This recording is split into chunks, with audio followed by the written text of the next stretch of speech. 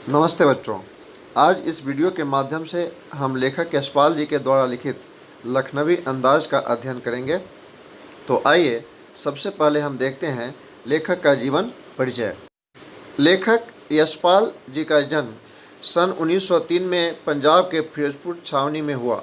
प्रारंभिक शिक्षा कांगड़ा में ग्रहण करने के बाद लाहौर के नेशनल कॉलेज से उन्होंने बीए किया। वहां उनका परिचय भगत सिंह और सुखदेव से हुआ। स्वाधीनता संग्राम की क्रांतिकारी धारा से जुड़ाव के कारण वे जेल भी गए। उनकी मृत्यु सन 1976 में हुई। यशपाल की रचनाओं में आम आदमी के सरोकारों की उपस्थिति है। वे यथार्थवादी शैली के विशिष्ट रचनाकार हैं। सामाजिक विषमता, राजनैतिक पाखंड और रूढ़ियों के खिलाफ उनकी रचनाएं मुखर है। उनके कहानी संग्रहों में ज्ञानदान, तर्क का तूफान, पिंजड़े की उड़ान, वाह दुनिया, फूलों का कुर्ता उल्लेखनीय है।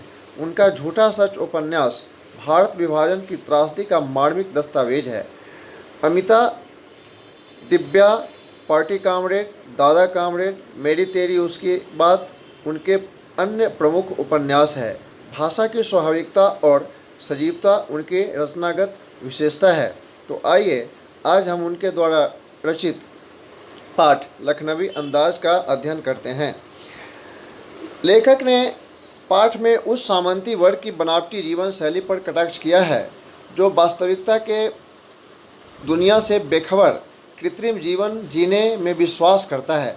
ऐसा वर्ग सामान्य जनजीवन से कोसों दूर रहते हुए स्वयं को विशिष्ट श्रेणी का सदस्य मानता है।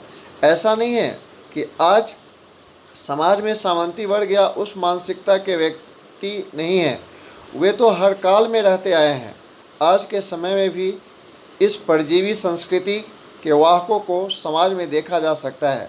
प्रस्तुत व्यंग इस बात को प्रमाणित करने के लिए लिखा गया है कि बिना किसी विचार के कहानी नहीं लिखी जा सकती, लेकिन इसे अवश्य ही एक स्वतंत्र एवं मौलिक रचना के रूप में पढ़ा जा सकता है। लेखक कोई नई कहानी लिखने हेतु वो उस विषय के बारे में सोचने के लिए एकांत चाहता था, इसलिए उसने सेकेंड क्लास का टिकट ले लिया। साथ ही उसकी इच्छा यह भी थी कि वह रेल की खिड़की से मार्ग में आने वाले प्राकृतिक दृश्यों को देखकर कुछ सोच सके। जिस डिब्बे में लेखक चढ़ा उसमें पहले से ही एक नवाब साहब पालथी मारे बैठे हुए थे। उनके सामने 2 ताजे खीरे तौलिए पर रखे हुए थे। लेखक ने उस डिब्बे में चढ़ने पर नवाब साहब ने कोई उत्साह नहीं दिखाया। लेखक को लगा कि नवाब साहब उसके इस डिब्बे में आने से इसलिए खुश नहीं हैं क्योंकि किसी सफ़ेद पोश के सामने खीरे जैसी साधारण खाद्य सामग्री खाने में उन्हें संकोच हो रहा था। जब बहुत देर हो गई तो नवाब साहब को लगा कि वह खीरे किस प्रकार खाएं। तब हारकर उन्होंने लेखक को खीरा खाने का निमंत्रण दिया, जिसे लेखक ने धन्यवाद सहित ठुकरा दिया। लेखक द्वारा खीरा खाने के लिए मना करने पर नवाब साहब ने खीरों के नीचे रखे हुए तौलियों को झाड़कर सामने बिठाया। सीट के नीचे से लोटा उठाकर दोनों खीरों को खिड़की से बाहर धोया और तौलिए से पोंछ लिया।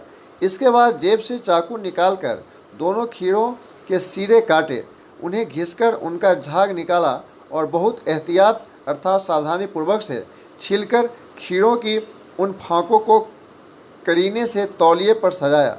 यह सब करने के बाद उन्होंने उन फाँकों पर जीरा मिला नमक और लाल मिर्च की सुर्खी बुड़क दी। यह सब देखकर लेखक एवं नवाब साहब दोनों के मुंह में पानी आ रहा था।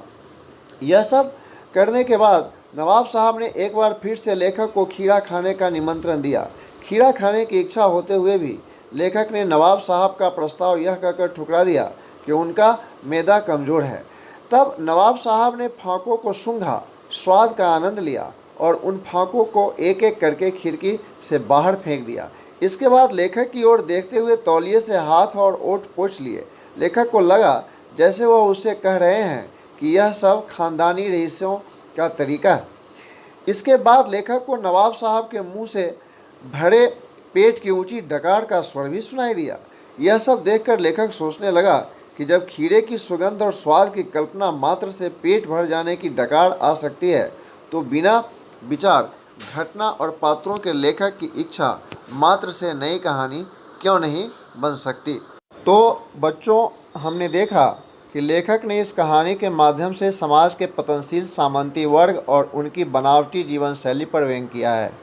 नवाब बनावटी जीवन शैली अपनाने में यकीन करते हैं और इसी में अपना पूरा जीवन बिता देते हैं।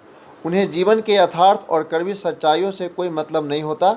ऐसे व्यक्तियों को समाज में कहीं भी देखा जा सकता है। साथ ही यह कहानी हमें सीख देती है कि हमें बनावटी जीवन नहीं, यथार्थ में जीना चाहिए। धन्यवाद।